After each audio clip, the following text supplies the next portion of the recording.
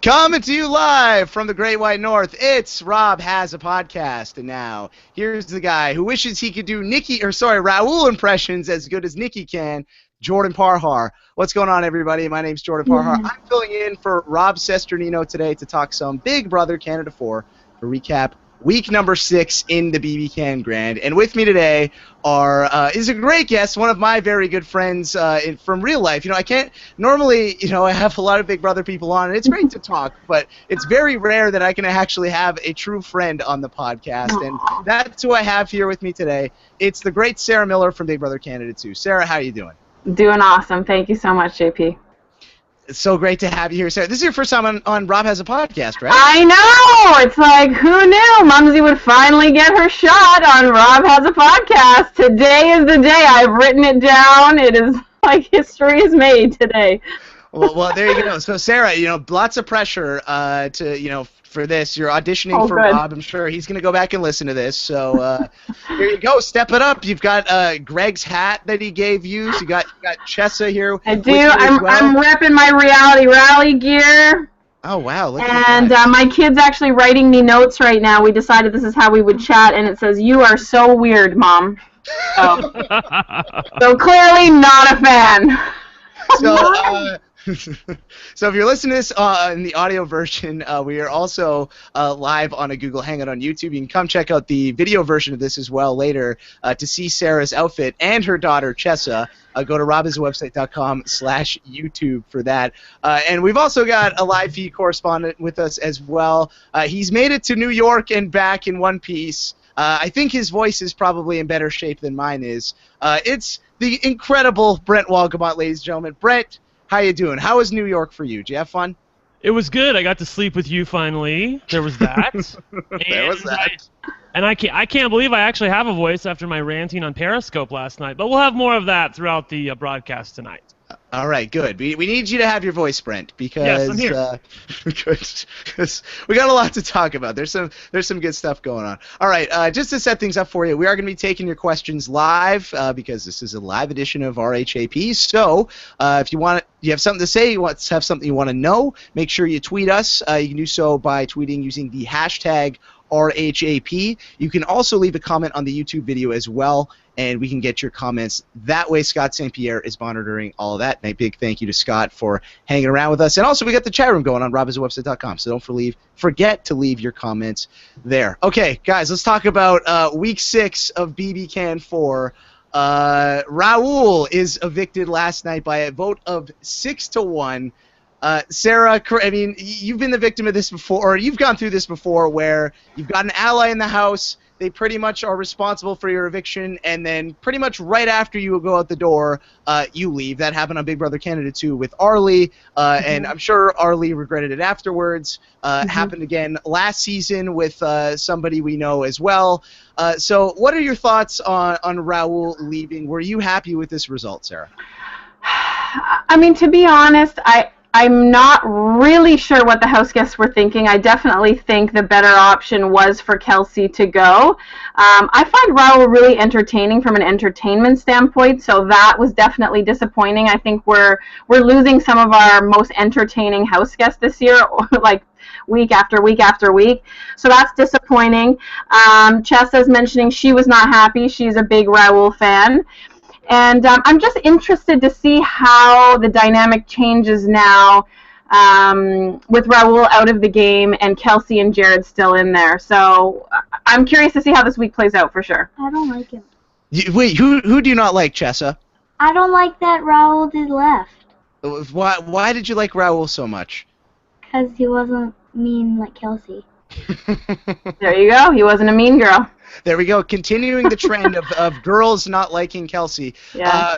Brent, let's explain this for the audience. What ultimately was the factor in the house deciding to evict Raul rather than Kelsey? Is Jared just that good? No, and by the way, in comparison to Kelsey, I think is operative here because I think, of the two of them, I can see where some people would say, Raul, why are you evicting Raul when you can get mean girl Kelsey out? But Raul, I think, at the end of the day, was just incredibly hard for the house guests to live with. and that becomes a factor after a while. It seemed like he just really went out of his way to irritate people.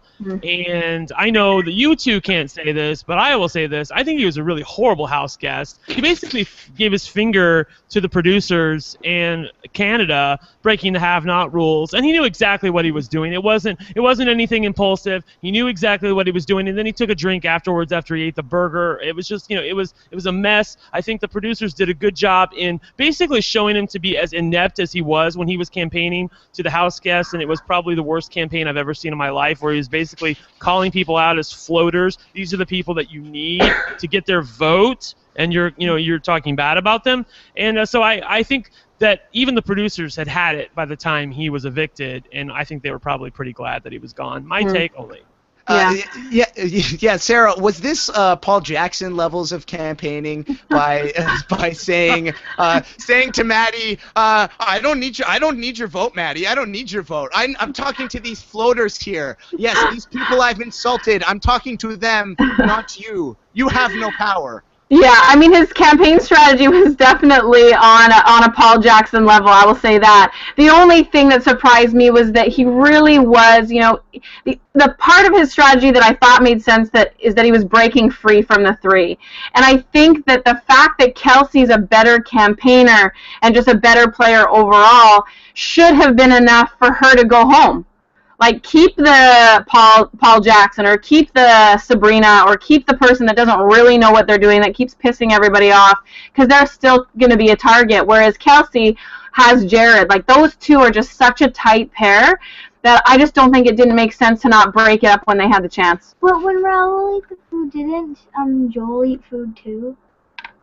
Joel did eat food earlier in the season, but that was an accident. Though. Yeah, it was an accident. It was an accident, and he immediately apologized for it and felt horrible about it. All right, well, I think they showed him afterwards. I think he didn't even realize he did it. Whereas Raul knew he was a have-not, literally grabbed the burger out of Tim's plate and stuffed it in his mouth and made a show of it. Yeah, Brent, why? Brent, and can you explain for the people who didn't see this on the feeds, just to quickly explain a little bit more in detail? We did talk about this on Wednesday at the end of my podcast I did with Rob and Cass. Check that out if you haven't already. Go to robhaswebsite.com/RHAPhappyhour. Why do you think they didn't show this on the show, Brent? Because I feel like that was a big moment on the feeds this week. I really can't explain it. I will admit here that I have not seen Wednesday's show yet because I was in New York, and then I did my Periscope after the Thursday show last night, and I said, did they address, like maybe it was on Wednesday night's show, and I asked the people on Periscope, did they address the whole burger thing? And they said no, and I couldn't believe it because it was such a huge thing. I really think if there was any chance for Raul to stay this week, it was the door was shut the minute he was banished to the backyard, and the house guests didn't get the backyard for 18 hours. They couldn't go outside and smoke. They couldn't play pool. They couldn't go. I just saw this hot man on the bed over here. I don't know what that is. That's my husband. Hands off. Right? And then, anyway, so it was a mess. I don't understand. I guess they really wanted to show this meme thing, but I've seen this too on Big Brother US, where the producers have something they want to show. They've planned for it. Then something sort of unexpected happens during the week that they really want to show. But they're like, well, we can't really show that because we have this other thing we want to show. So I think it was just a matter of time. Yeah, it was. I think for sure. I think it was they had these weird challenges this week, like here's a task, clean the house, and look at this, memes. Who can make the best meme that isn't even really that funny? This is great. Like, Sarah, what were you? Did you like either of those segments? Because for me, I don't know. Maybe it's because I'm tired and I'm jet lagged and I've been up since 1:30 a.m. this morning. But I don't know. I wasn't really a big fan of those. I feel like, you are a little bitter, because I found the meme one actually really funny. I thought it was hysterical to watch them kind of poking jabs at each other. The cleaning challenge, honestly, like, we all know that's just because Big Brother thinks that the house is a pigsty and they just want to force us to clean up. Like, did that actually need to make an actual episode? I'm not sure. But I feel like we're seeing some kind of repetitive stuff on the episodes, to be honest. I've not noticed that in any of the other seasons. Yeah, it's a little formulaic for sure, because it feels like, okay, here's... And I just find, like, the truth or dare and the spin the bottle and, like, oh my god, like, how many times do we have to see the awkward kisses and the, like, I'm over that. Like, give us some new shit. Give us the burger eating. Like, that was something worthy of watching. Right? I feel like that would have been an iconic moment. Totally. Raul. I think a lot of people, 4 or 5 years from now would look back at Raul and they would be like, oh, that's the guy who ate the burger when he was on a Have-Not. And he got robbed of that moment. Now, I don't know what they're going to think of when they think of I think Raul. that may have been their intention. I really do think they were over Raul because he's not giving them what they wanted. I mean, I'm sorry. Yeah. I totally disliked Raul as a character. He couldn't really enunciate his gameplay. He was terrible in the diary room. He thinks he's the star of the show, and we're going to forget about him in like 2 weeks. Like, right. And even today on his chat with everybody, he wants a reality show. I'm like, good luck with that, girl, because it ain't happening. Yeah. I think that may have been intentional. I think that the producers didn't want to give him any more airtime than he already got, and because if you show that moment, you're glorifying him, basically, giving the finger to the producers. And then you have to show the consequences of it, which is him in the backyard, which is more airtime for Raul. Right. So, I can see that perspective. I didn't think of it that way, but yeah. Yeah, I can get, but there you go, Brent Walcomot. That's why we got Brent. Yeah, fair enough. That totally makes sense. Let's get back into the spin the bottle, truth or dare stuff. I'm over it. That Sarah is not a fan of. I love that she's not a fan of it. Yeah, I really enjoyed the spin the bottle thing. Really? Yes, because how great was it again? I mean, it's kind of annoying, but it's also kind of hilarious. Every single time, like, okay, I'm sorry, but Kelsey, all she did was a little peck to Nick, which is nothing, and Jared just loses his mind. Like, it's completely insane. Sarah, like, am I wrong in thinking that Jared completely overreacted here? Oh no, Jared was like way off base. He's definitely very, very immature when it comes to relationships and that kind of thing, for sure.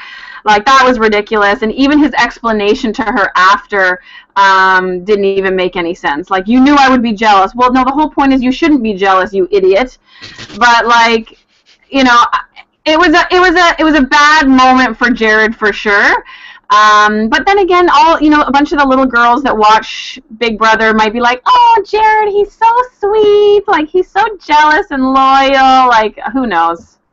Hey, JP, I'm sorry. I just want to call shenanigans on the fact that these people played Spin the Bottle because Big Brother Canada, no, for real, Big Brother Canada 3 played Spin the Bottle, and it was anything could happen. These people play Spin the Bottle, and they're like, well, the boys can't. They don't want to kiss the boys. The boys don't want to kiss the boys, and like the brothers can't kiss the brothers. And it's agreed. Like, and it was ridiculous. Like, if you're gonna play Spin the Bottle, you got to play Spin the Bottle. I mean, this was like Spin the Bottle with a bunch of exceptions and asterisks and whatever. I distinctly remember Kevin kissing Zach last year. Aggressively. Right? Yeah. Exactly, and they did it, and they did it with some zest, and the fans loved them for it. This season, they totally wussed out. So Big Brother Canada 3, way better than Big Brother Canada 4. And also I can tell you guys, there was the BBTV night, and that the feeds were down, and we didn't even get that on the entire episode, but we had that sort of thing happen again where lots of people were kissing. That didn't make the show. And in the jury house last year, also it happened. Breaking. Kevin Martin and I have kissed before because of the jury house. It happened. I mean, if you play Spin the Bottle, I'm sorry, play Spin the Bottle, which is why yes, I was mad. I agree with you, Brent. It's stupid that they're like, well, we're not actually gonna do that if so and so does it or whatever, the brothers, but. Kelsey, you know what? As much as I'm not a fan of her game, at least she did that because it was entertaining. Brent, quickly, how long did this whole debacle last with jealous Jared? Was he fine the next day, or did this go on for an extended period of time? No, he was pretty much fine the next day, but it definitely went on for longer than it should have that night. It was just to the point where I have to say their makeup was the best part because he was like kind of honest when he said to her like, well, we'll make up again, you'll suck up to me, and, we'll be done with it. I'm like, oh, I guess that's how you're making up then. Like, he's actually getting worse with her. He said to her today, shut your effing mouth. You weren't here. And I kind of don't like where their relationship is headed. He's just getting a little bit angry, Jared. And I haven't seen angry Jared all that much until the past 7 days or so. Yeah. I mean, in all fairness, I do think it would be tough to date Kelsey. She does have an air about her that is just like me, me, me, me. So I'm not justifying Jared speaking that way to her at all. But I think you can definitely tell that relationship is wearing on him at this point, let alone just the fact that you're in that house now and what day are we even? I don't even know. We're 6 weeks in. Yeah, so I mean, 6 weeks in. 6 weeks in. That's a long time to be in that house, and then on top of it, to be stuck attached to this person who just is like just a draining kind of personality. It's clear that's getting to him at this point. Yeah, it's hard to have a showmance with anyone, and you can't. The problem with this showmance is that you can't get away. You're stuck. And if you make a showmance, if you, like Jared and Kelsey, they formed this bond week 1, and you know they didn't really know each other too well at that point, and now they really know each other. And I think they probably, like you're saying, they both know that it's not going to work. But at this point, you know, I don't know what we're calling it now, the second wheel. But they're by themselves. That's all. They got to work together. Yeah. So it's a dicey situation for sure. I wish we had feeds for the jury house, because I think that would be very, very entertaining this season when those two eventually do get there. We did see Jared be, like you were saying, Brent, we did see angry Jared come out this week. I mean, we saw him telling, he's swearing at Kelsey. He was doing the same thing at Raul when he was campaigning to stay. But despite this, I mean, he still got his way once again this week. I mean, we saw this with, Paige and Dallas and Mitch and now Raul, in which he has really put his neck out to make sure that someone goes home. Sarah, why do you think that Jared keeps getting away with this behavior? Why does it keep working when he's being so, disdainful? Honestly, I don't know. I guess I'm going to have to just think back to our season, and people must just find him charming. I mean, with John, like, he had a couple pretty gross moments with his bad attitude, but for the most part, he was so fun to be around, and that people were kind of sucked in by the charm. I think same with Zach, right? Like we've said in real life, man, Zach is charming. I get why he got away with everything he gets away with. Because when you're standing in front of him, he has a way of kind of making you feel special, important, whatever it is. And so maybe we're not seeing that from Jared on the episodes, but maybe that's how he is when you're one-on-one with him. He is adorable to look at, and I think, his curly hair, and I think his looks probably help him in that way. I think they're just kind of, he's endearing to them. Brent, what is Jared's relationship like with the rest of the house? Who is he close to beyond Kelsey at this point? Well, definitely Cass and Tim, I would say, are probably his two closest people that he's the two people that he's closest to. He has this weird relationship with the brothers where he kind of likes them, but then in the very next breath he wants to get rid of them because I think he's threatened by them and he likes being the alpha dog in the house. The thing that really annoys me about Jared is that he says he doesn't want to be the leader, but he totally acts like it. And he acts like he can control the votes. He acts like he's the head of the alliance. And then he says, what's people's fascination with me? It's just it's such a conundrum. It's such an oxymoron where he's just I don't know if that's the right phrase. I think an oxymoron is like one word. But anyways, it doesn't matter. The point being, it's such a contradiction because he says he doesn't want it, but he clearly wants it. Mm-hmm. Yeah, he's like the Russell Swan of Big Brother Canada 4, Brent. Okay, so Survivor Philippines reference, deep cut. Okay, speaking. Yeah, sorry, Sarah, completely clueless on this one. Down the rabbit hole, Sarah. Yeah. Sarah, we can talk about Rupert and Boston Rob. You'll get those references. Yes, that's true. Okay, speaking of Cass, I mean, she really was the star of the show this week, I felt like. I mean, I wasn't able to watch the show live this week because I was at Reality Rally and I was in New York for Survivor Know-It-All, so I had to just binge these all today. And it really seemed like, Cass was getting a ton of screen time, at least compared to previous weeks. I had Robin on my podcast. I mentioned that earlier, Sarah, this week. And when I asked her who her winner pick was at this point, she said Cass. Do you agree with that? Do you think Cass is going to win this game? I think she's got a good shot. Like, it's clear that I do think, oh God, I hate to say it, but I do think that some of the smarter house guests have left. And so, when you're left with kind of a baseline of what's in there, I think she has a good chance of manipulating the situations. I mean, we saw that with Maddie.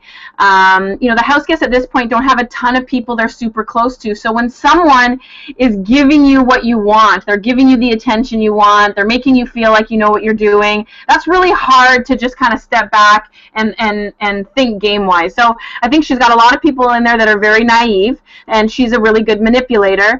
I love her DRs. I mean, thank God someone other than Tim is giving us entertaining DRs at this point. Because I just, like, the first few weeks there, I was like, what is happening? Everything seemed rehearsed. Nothing seemed genuine. And so when she goes in there and rolls her eyes and sticks out her tongue and says stupid shit, you believe her. And I think that's why we're also, like, gravitating towards her. Because we're like, okay, you're genuine. We get it. We feel what you're feeling. Brent, is this accurate that she's getting the mastermind edit on the show now that Mitch is gone? Oh, wow. I would say that's fair, but she also shares it with Tim. I think Tim also gets a bit of a mastermind edit, too. For sure, true. Yeah. She's emerged now more she's emerged, so exactly. Has that been happening on the feeds as well, from what you see? Oh, certainly. I mean, like, on the feeds, more than anything, I see Cass everywhere. She's just all over the place. I love her. I agree with Sarah about the DRs. Thank God she's bringing it. She's like, it's Brittany BB12 levels of eye-rolling. I love it. When you need someone like that on a season, you need that person to go far. I think in past seasons we may have lost that person early. So I like the fact that she's bringing her sass along with Cass. The sass along Bam. with Cass. Yeah. Look at that, Brent, a real wordsmith. Okay. Quickly, let's talk about this Maddie and Ramsey showmance as well. Sarah, I'm sorry, I heard that. That came through the microphone. I heard that. She said, what? It's so funny because I almost tweeted last night while I was watching, but I just felt like, I don't know, maybe I need to hold back on my mean tweets a little. But honestly, I don't get this coupling, and they're just such an odd pair.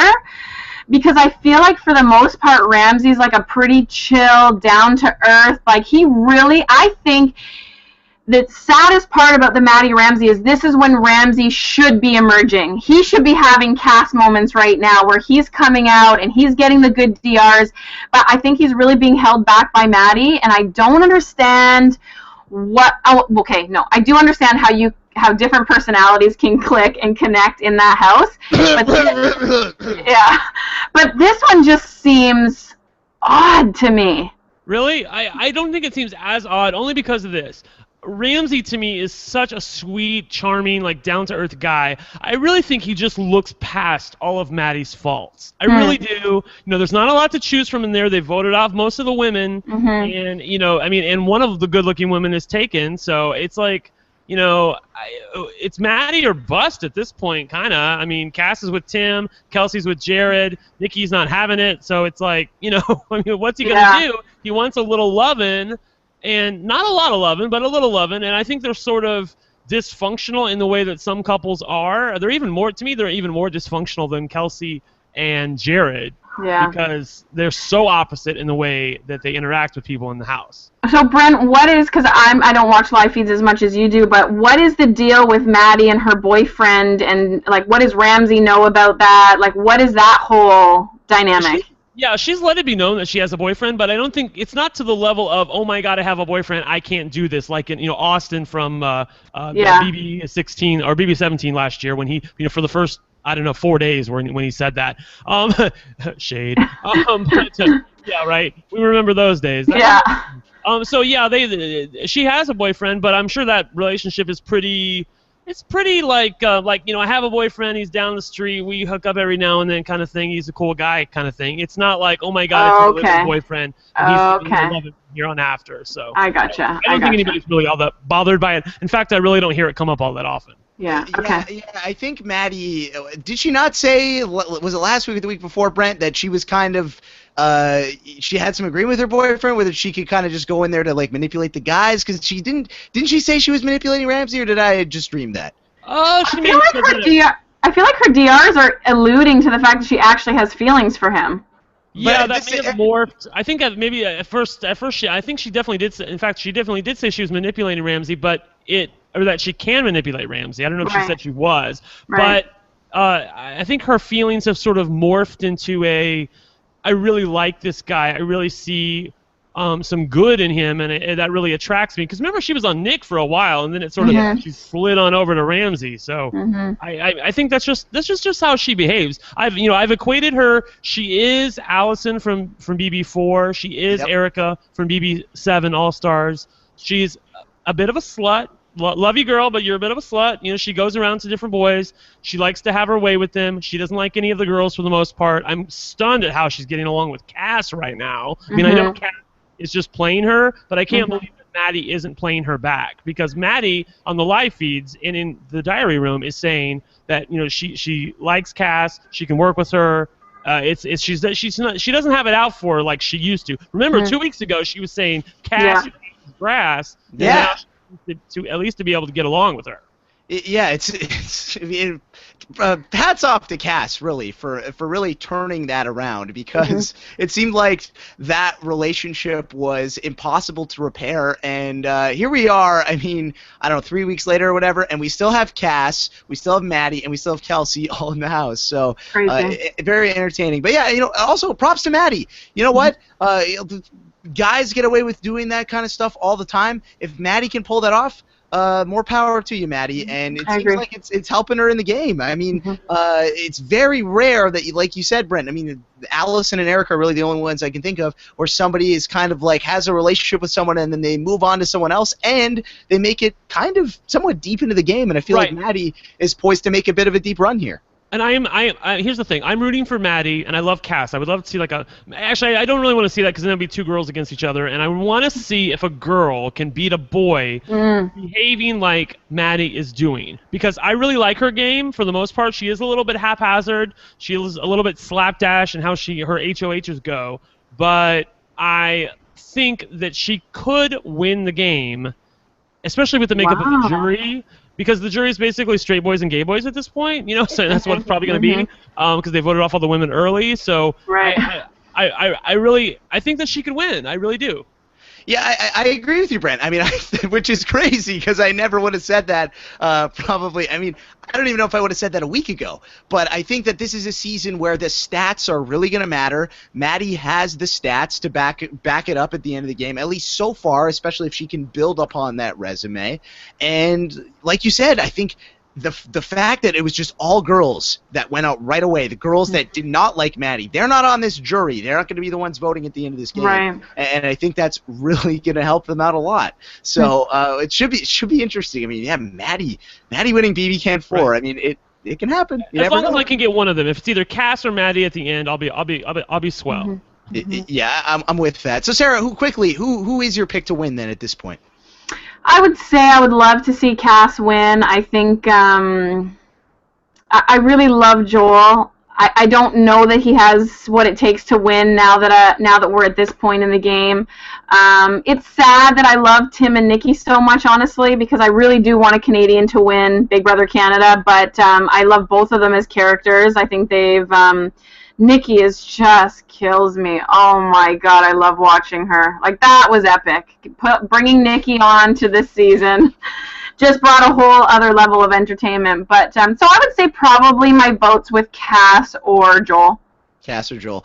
Yeah, I don't know. Honestly, I have no idea who's going to win. I know. And I'm not going to make a prediction right now because that person's probably just going to end up getting voted out this week with how this season has been going. So true. Okay, before we get into your questions, guys, we're going to talk about the HOH last night. Sarah, thoughts on this twist where Canada voted for 2 people to go into the HOH random roulette ball spinning thingy compared to Canada's HOH on your season? Which twist is better, this one or Canada's HOH? To be honest, I hate Canada coming into it ever. I mean, as somebody whose game started to unravel because of Canada, but I do think that, the problem with this twist is that it gives the house guests information about the outside world. So they now know, or now they now think that the favorites at this point are Nikki and the brothers. So I'm just hoping that this doesn't turn around and bite them in the butt, and they think, if Canada has more power throughout the season, we better start getting rid of the people that they like to give us a better shot. So I think it can be a real tricky thing, on Twitter when you see everybody's strategy of who they're voting for, and at the end of the day, even the people, the fans who think that if they were in the House, they could do it so much better, they can't even come up with a proper strategy of who to vote for HOH. So I'm like, okay, guys, you got this under control. No, you don't. So, it's harder than it looks. When you're given the power to actually make choices in the Big Brother house, you realize it really is harder than it looks. And so the people that you vote for, in the end, it could be a detriment to them. But then do you give the power to people that you don't like and risk your favorites going home? It's a tough call. Yeah, it really is a tough call as a fan, because I almost feel like you want to give it to the people. I mean, it's hard. The sadist in me is like, oh yeah, give it to the person you don't like. Yeah. So then everyone's in the house can be like, oh yeah, we got to get rid of this big person. They're a threat. Totally. At the same time, you don't know what that person is going to do. Mm-hmm. Brent, it's not too spoilery, so I'll ask you this. What has the reaction been amongst the house guests to this twist? Have they become a little bit more concerned about Phil and Nick as well as Nikki now that they know that they're probably the two most popular house guests in Canada? I would say that, first of all, Nikki's hilarious because she's been up in the HOH room, I'd say a good majority of the time, supervising some of these talks that have happened between the brothers and other people. She's acting like she was voted the co-HOH or something, which I just love her for. So funny. Jared has said that, and this isn't spoilery, but Jared has said, he can't believe this. How did this happen? Those boys have been handed everything. They're being handed more shit on a platter. What the hell? So I don't think that's really helped them. But Jared doesn't really like the brothers anyway. Please ask me, Jordan, what I thought about this whole twist last night. Okay, here we go. Brent, I've got a question for you. Yes. What do you think about this twist last night? Okay. I'm assuming you haven't seen my Periscope when I went off on this. I know you guys can't say this. I will say this. The producers who put this twist together, you suck. This sucked. This was terrible. This was not good television. This was bad. Okay, here's the thing. If you're going to introduce the element of Canada voting into the mix, then just give us what we want. What all of us wanted, what 90% of people out there wanted that I talked to and on Twitter, was a Nikki head of household. That is what we wanted, okay? So, but no, Big Brother Canada's like, no, we're not going to give you that. Instead, we're going to take the top 2 people, okay? And then we're going to insert them into a random game of chance. First of all, games of chance are not fun television because you have no vested outcome in not only what's happening, but the people who are, tossing the balls down. It's not like Cass or Ramsey or anybody had any say-so in where their ball landed. It wasn't like they were trying to do anything. Second of all, as this twist was happening, you couldn't see shit. You couldn't see where the balls were landing. You didn't have any excitement for, if it happened this way or that way. And then at the end of the day, it felt like one of those things where they were dangling a carrot out in front of us, like it could have been a Nikki HOH. But no, we'll take it away from you and give it to the brothers, who, by the way, are probably the one person, I treat them as a person, the one person who needed HOH this week. So again, if you're going to do a twist like this, go the whole 9 yards. Give us what we want. What we wanted was a Nikki HOH. What the House doesn't realize is that it was probably like Nikki 50%, and everybody else was like, 11%, 10%, 9%. And, of course, the brothers ended up on top that way. I'm sure everyone else in the House thinks it's like, the brothers were on top, and Nikki was like second place because of her fans in Britain or something. So the twist was a complete fail. It gave us a complete fail result. I will say the only saving grace is that the brothers, if anybody in this house is bad at HOH, it's them, and then we can talk about that in the live feed section. Okay. All right, I will just say before we hop into the live feed section, I was surprised Tim wasn't in the top 2 because I feel like Tim has been, or Cassandra really, both of them been getting so much love. But I guess the Pax Bros supporters really came through this week with knowing that they were in trouble. With that, it is spoiler time. Brent, fill us in. Yes. What's going on? Who has been nominated by the Pax Bros? Nominations are still ongoing, as at least the last time I checked, but it looks like after a whirlwind tour of HOH, it's going to be Maddie and Ramsey. And like 2 hours ago, maybe more, 4 hours ago, it was going to be Jared and Kelsey, and before that it was going to be Maddie and Ramsey. The most hilarious thing I can tell you is that Phil and Nick said, somebody, I think it was Cass, who asked them, well, what do you want? And what they said was to not piss anybody off. And I'm like, somebody on Twitter, her name is Luna, thank you for this, Luna, she said, that ship has sailed because doing the HOH this way, and basically anybody could have been nominated at any point, or anybody, tied to anybody could have been nominated at any point. They just managed to piss everybody off. At one point, they told Jared and Kelsey, you're probably going up. Sorry, but that's the way it's going to be. And now they've sort of untold them. But now that you've told them, Jared and Kelsey, even Kelsey wants them on a platter. Jared and Kelsey have been talking. They say, if it's a triple eviction next week, we're going to put the brothers, Tim, and Joel up for nomination. And that's another thing that's happened. The main cause of this dysfunction, at least at the end, was Tim.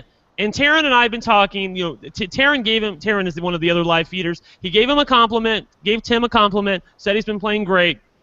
He has the game by the throat. And right when he said that on Twitter, it was like, knock wood or something, because Tim just totally went off the rails. I don't know what he was doing. He got bored. That's what I said on Twitter, was that he got bored. He just decided to, for some reason, after trying to get Jared and Kelsey nominated last night, decided to try to save them today. And that would, I heard people on Twitter saying it was great, that's brilliant. He can save them from being nominated and they'll feel indebted to him. But that's not what he was doing, and that's not what happened, because by doing that he only stuck his neck out some. Now the brothers realize that Tim is basically on, or at least they think he's on Jared's side.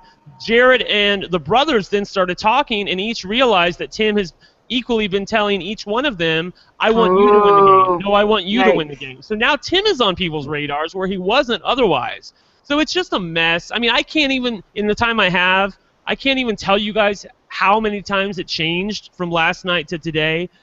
Phil is the epitome of indecisiveness. And Nick, and they said it's Phil and Nick are HOH. No, bitches. Phil is HOH. Nick is trying to talk some sense into him.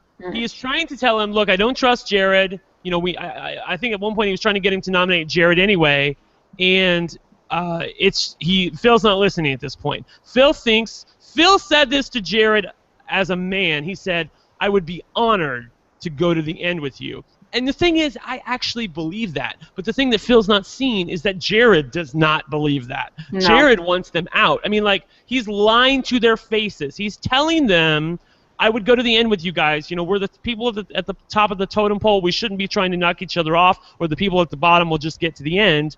But that's not true. If Jared or Kelsey gets HOH next week, they're going to nominate the brothers, and I think they'll go home. Oh, man. Okay. A lot to unpack there, Sarah. Wow. No, Brent, thank you. I appreciate that. We had a lot to catch up on. I don't know where we want to start with this. Sarah, thoughts on the decision then by the Pax Bros then to go in this direction rather than going after Jared and Kelsey? I mean, the one thing I did see on Twitter was, the back and forth, and everyone was like, holy ping, pong, bing, bing, bing, who's going up? I mean, this is a classic case of something that happens early on in the game that comes and bites you in the ass, honestly. Like, Maddie did not treat Nick very nicely. And so when you're kind of trying to decide at this point in the game, there's a lot of couples, there's a lot of duos in there. Who do you go after? Who knows how much that played into this? I don't know that Maddie and Ramsey are quite as... I mean, I guess, Maddie is winning things. So I can see why it would be a tough decision to decide between Maddie and Ramsey and Kelsey and Jared. The only thing is I think Maddie is a little higher up in the hierarchy of players when it comes to Maddie and Ramsey. And then you've got Kelsey and Jared, who are both equally, in my opinion, capable of winning and talking their way through things. So I think the Jared Kelsey would have been a better call, but I can see why it was a tough one this week. Here's the thing, Jordan. I agree with Mumsy. I can see why they did it, but what they're not seeing is that Maddie and Ramsey were probably the two only people, maybe besides Nikki, who would not have nominated the brothers. Yeah, that is their blind spot. The brothers do not see how much other people in the house want to nominate them and get them out of the house. Right. They think they're loved by everybody, and this twist only feeds that ego, that they're playing this game perfectly, that they cannot be stopped, that they're going to get to the end, and they literally believe, and I say this to you truthfully, they believe that they can win against anybody at the end, okay? Anybody. So it's amazing to me that they needed this HOH more than anybody. They needed it. They got it. And now they're screwing it up by nominating probably the only two people in the house who have any power who would not have nominated them next week if they get HOH. It's just, it boggles my mind. Okay, Brent, if we could do percent chance. What are the odds? What are the odds that the brothers are out the door next week? I would probably say, I'd say 70%. At least 70%. Oh, wow. I really feel strongly that they'll be evicted next week. If not for this, then a little bit for the jealousy of being Canada's favorite players or something. I think they're starting to see, and plus they have their hands in a lot of different pots, and I can't even convey to you guys the amount of pissed offness that the rest of the house guests feel after being ping-ponged for the whole day with Phil and his like hamster in a spinning wheel. HOH. It wasn't pretty to see. It was the epitome of how not to do HOH. It was just everybody seemed like we don't know what's going to happen, and he didn't nominate Kelsey and Jared, Kelsey and Jared, but he might as well have, because he told them, I'm going to nominate you, and then totally backtracked from that. So, Sarah, do you think that maybe this is because Phil... Another Paul Jackson reference, or is that what's coming? No. I've used up my one for this podcast. I was going to say, do you think that maybe this is because Phil is just so young? Like, what? Is this a confidence? Like, is he really insecure, and is he trying to, like, cover it up by being, all over the top? Like, this is just so strange that he's really acting like this. I just don't get it. I do think Phil has a little bit of a spoiled kid's persona, a little bit. Like, he seems like he thinks he's the favorite child. He thinks he's the better brother. And people like that tend to actually be pretty insecure deep down inside. And so I think when you're in a position of power, he's just going to overthink the shit out of everything. And instead of having the know-how to just calmly talk it through with the people that you're closest with, he was running around, instead of just giving it a minute, he was like, oh, decision, done, gone, blah, blah, blah. And then, oh, wait a minute, maybe that's not a great decision. Okay, no, never mind, he's got to go fix it right away. Instead of just sitting, like, Big Brother didn't say you need to nominate this second. You know what I mean? Like, he totally could have taken a day and just said, guys, like, I'm going to think on this for 24 hours, or however long he wanted to give them. But, yeah, he just, he overthunk it, and I think he's got himself in hot water because of it. I want to ask the both of you, because I haven't been in the Big Brother house, and I'm certainly not going to be in Big Brother Canada's house. So if somebody comes to you and says, I'm likely going to nominate you, and then they switch their mind and they say, I can see where you're coming from. I'm not going to nominate you after all. Don't you remember that? I mean, don't you not trust this person anymore? Oh, yeah, absolutely. Sarah, I imagine you agree.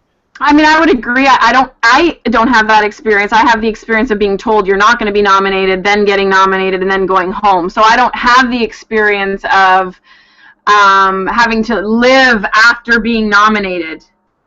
But I would guess that likely that would stick in your mind, and that you would not trust that person down the line. JP, I just want to tell you really quickly that earlier today, someone tweeted this to me, that the brothers said, I must have missed this, I must have been on another camera, the brothers said, if we're on the block against Nikki, we'll stay.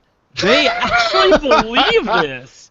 They are so, their egos are just blown to pieces at this point. They think they're God. I really do think they think they're God in the Big Brother house. That's insane, dude. Yeah, I mean, to further back up your point, Brent, it's completely asinine to go up to someone and say, hey, thought about it, and yeah, we're going to nominate you, and then go back and say, oh, yeah, just kidding. I know there was an instance in the house last season on the feeds where Sarah Hanlon was concerned that Zach was going to put her on the block, and I said, no, Zach is not going to put you on the block. You're fine.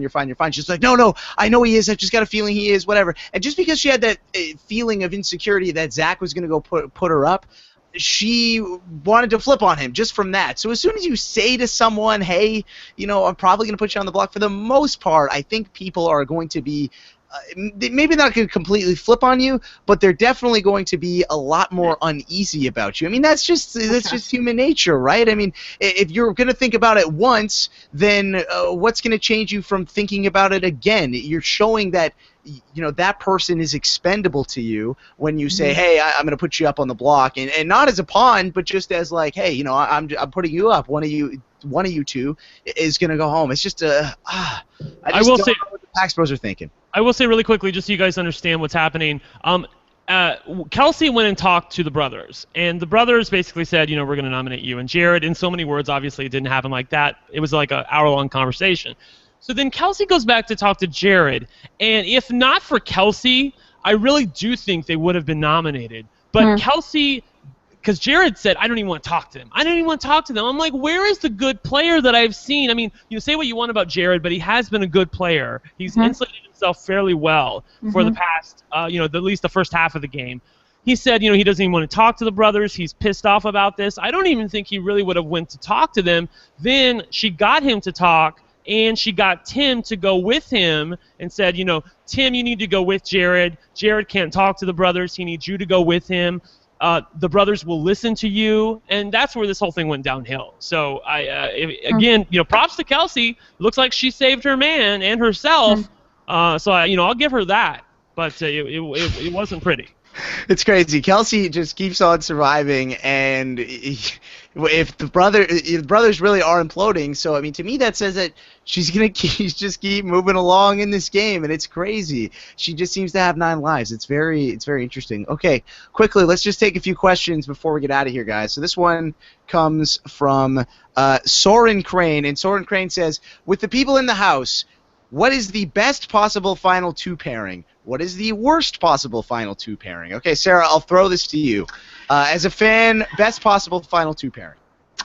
Fan best possible would be Cass and Tim would probably be the most entertaining final 2, or people would be the happiest. Worst possible final 2, Maddie and Kelsey. Okay. Brent. For me personally. Yes, these are Sarah's picks personally. Brent, what do you think? Are you on the same page as Sarah? Anything with Kelsey in the final 2 is bad. Anything with Cass or Tim in the final 2 is good. So I basically co-sign what she said. Okay. I would say, personally, I think Kelsey, I love Nikki, but I don't want to see Kelsey and Nikki, because then I think Kelsey could win, and I don't really want Kelsey to win. Is that bad for me to say? I don't know. Just based on what I've seen so far, who knows? Maybe things can turn around. This game has really changed up a lot, but as of right now, yeah, I don't know if I'd be down for that final 2 either. Okay, here's another one. This one is from Nikki on YouTube. She says, on Twitter, I've seen Cass compared to many past BB house guests. Which house guest or mix of house guests do you think she is most like? This is a really good question. Sarah, do you have any names that come to mind? She definitely, her spasticness reminds me of Sabrina, but she's somehow been able to use that in her favor. I think she's playing the game Sabrina thought she was playing. And so I would say then she's a combination of Sabrina, and then who did a really good job socially? not Sabrina. Sabrina did a great job socially, didn't she? No, she didn't. Everybody hated her. Like, okay, I get it. You were being funny. Ha ha. Sarah, this is why you're here, to laugh at my jokes. So I think Cass is a combination of Sabrina and then a better house guest. Okay. You choose whoever you think. I think she reminds me a little bit of Amanda. She just seems to have her hands in a lot of different pots. Obviously, she's a lot more likable to us than Amanda, but Amanda was likable for a while. Yeah. Only once she got to be really mean there at the end, I felt like people really turned on her. But I loved Amanda for the most part in Big Brother 15. Agreed. Yeah, I like the Amanda comparison, Brent. I think you mentioned Brittany Haynes in the diary room. She's kind of got that sass to her, which is great, which I really enjoy a lot. In terms of, I don't know who else I can think of. I mean, yeah, it's hard. She likes the camera. She has a beautiful face. Yes. She knows how to give us what we want. I really feel like more than any other house guest, she knows what she's there for in the diary room. She knows the part she's playing, She's good. She's playing a good all-around game, playing well for doing well in the DR, doing well at the social game, the strategic game. I'm a big Cass fan. I think that's my proudest call of the season so far. Brent was saying that she was going to make the jury. Okay, here we go. Last one. This one is from Edward Morris. He says, "Why is it every time somebody gets in trouble, it's the person kissing Nick?" Yeah, right. I mean. Poor Nick, every time. I mean, the guy tries to kiss people and then just doesn't work out for him. I mean, we had Maddie. Nikki, I guess, yeah, she was putting her hands down his pants, so there was that. And then Kelsey. Nick is really on a roll, isn't he, Sarah? He's kissing all these girls. He is. He's getting all the action this one. What's going on? I don't know. He's I was going to say he's a modern-day someone, but I'm not going to say what it is. So, yeah, very, very interesting. Brent, have there been any kisses that Nick has had on the feeds that we haven't seen on the show, or just those three? No. I mean, he's had his fun with Maddie. Are you talking about the people or the actual kisses? Like, actual kisses, yeah. Yeah, I mean, he's definitely had some fun, but I mean, he's not kissed anybody that I've seen other than that. Okay. He's just sort of I think anybody would be threatened by Nick. I mean, he's very mellow and just sort of beautiful. I think he is anyway. I know some other people think Phil is the better looking brother, but I think Nick clearly is. And so, I don't know. I think that's why they're probably threatened by him and are they don't want to see any of their girls with him. All right. Well, with that, guys, we're going to wrap it up for this edition of Rob Has a Podcast. Thank you to everybody for joining us. Don't forget to tune in to the Happy Hour this Sunday. I'll be talking to Johnny Colatrulio from Big Brother Canada 3.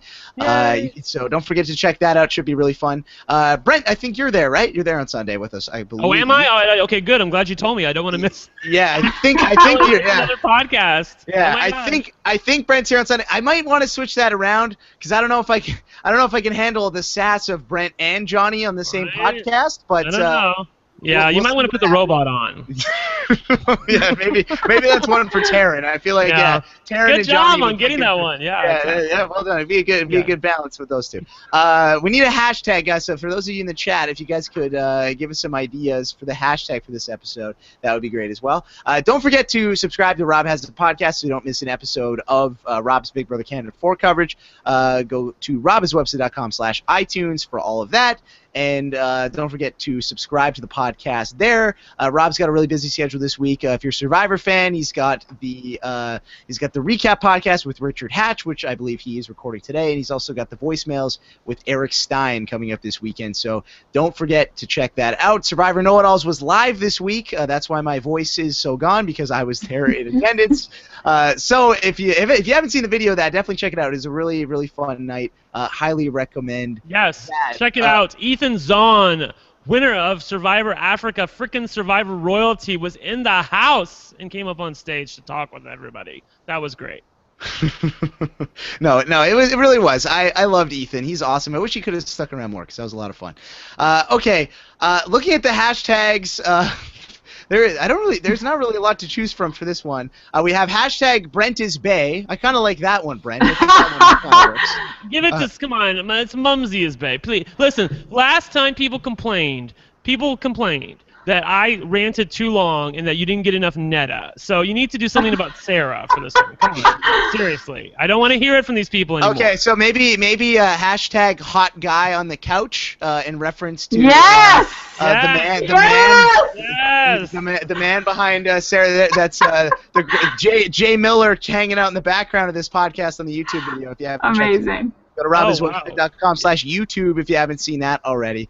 Okay, guys. Well, that's going to do it for this edition of RHAP. Thank you so much for joining us. I'll be back on Sunday. Rob will be back next Friday with another guest. Should be a lot of fun talking about Week 7 of Big Brother Canada 4. Okay. Thank you guys so much for joining us. For Brent Wagman and Sarah Miller, I'm Jordan Parhar. Hashtag hot guy on the couch.